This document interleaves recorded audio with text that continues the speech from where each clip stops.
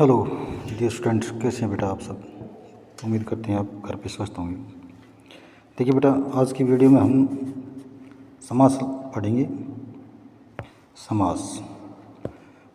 देखिए, समास शब्द का शाब्दिक अर्थ है संक्षिप्त करना, छोटा करना। तो परिभाषा में क्या कहते हैं?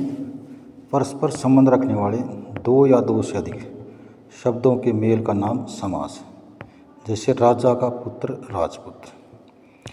तो या दो से अधिक या कहिए परस्पर संबंध रखने वाले दो या दो से अधिक शब्दों के आपसी मेल को समास कहते हैं। जैसे राजपुत्र, राजा का पुत्र। समास के 6 भेद होते हैं बेटा। अव्ययभाव समास, तत्पुरुष समास, कर्मधारय समास, द्विगु समास, द्वंद्व समास और बहुव्रीहि समास।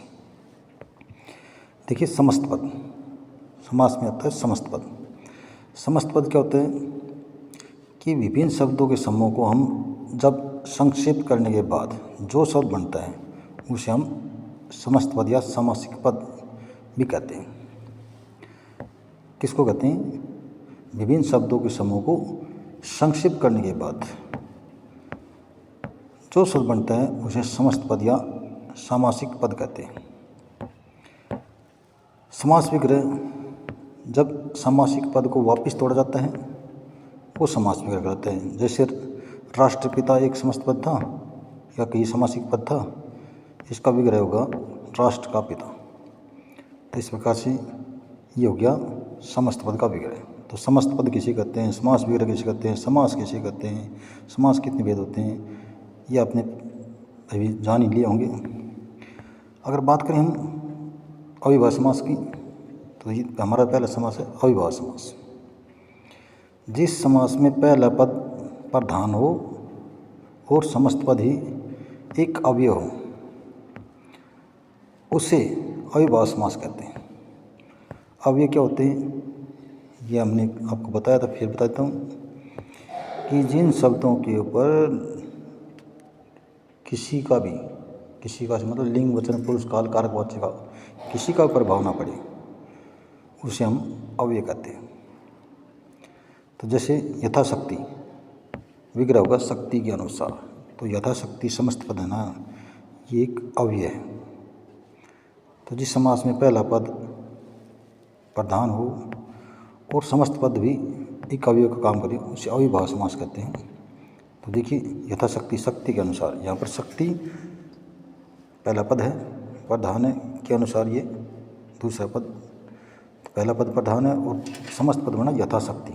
तो यथाशक्ति को जब भी इस्तेमाल करेंगे वाक्य में तो ये यथाशक्ति, वह यथाशक्ति काम करता है, वह यथाशक्ति काम करती है। तो यथाशक्ति शब्द नहीं बनेगा, इसके ऊपर लिंग का, वचन का, पुरुष का, कारक का कोई प्रभाव नहीं पड़ता, इसलिए ये अव्यय है। और इस प्रकार के समस्त पद को अव्ययभाव समास कहते हैं। अगर बात करें हम हमारे दूसरे समास की, तो वो है बेटा तत्पुरुष। तत्पुरुष का शाब्दिक अर्थ होता है तत्व, वह, और पुरुष का अर्थ वह आदमी। वह आदमी मतलब दूसरा आदमी। इस प्रकार से तत्पुरुष शब्द का अपना एक अच्छा उदाहरण है।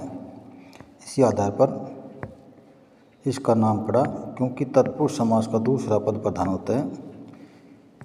इस प्रकार इस समास का दूसरा पद प्रधान होता है और दोनों पदों के बीच में कर्ता तथा अंतिम संबोधन कारक के अतिरिक्त शेष किसी भी कारक की व्यक्ति का लोप हो जाता है, इसे तत्पुरुष समास कहते हैं।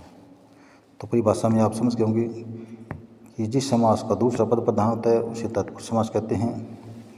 इस समास के में दूसरा पद प्रधान होता है, इसके दोनों पदों के बीच में कर्ता और अंतिम संबोधन। ये पहला कारक होता है कर्ता, उसके अंतिम कारक होता है संबोधन। इसके बीच के कारकों की विभक्ति और लोप करके ये बनाया जाता है।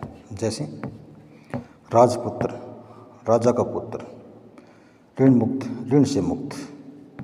तो इस प्रकार से आप देख पा रहे होंगे राजपुत्र, राजा का पुत्र, इसमें संबंध कारक की विभक्ति का के की का लोप करके राजपुत्र बनाया गया। ऋण मुक्त, ऋण से मुक्त। तो ये से जो कारक चिन्ह है, अलग होना, अपादान कारक, की विभक्ति का लोप करके बनाया गया है। तो इस प्रकार से कारकों के बीच में या ये पदों के बीच से कारक विभक्ति का लोप करके उनको एक कर देने की प्रक्रिया में जो समास बनता है वो तत्पुरुष समास होता है।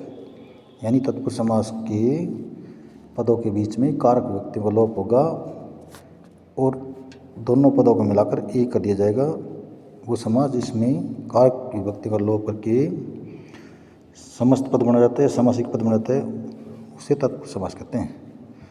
तो आज की इस वीडियो में इतना ही, बाकी कल पढ़ेंगे हम।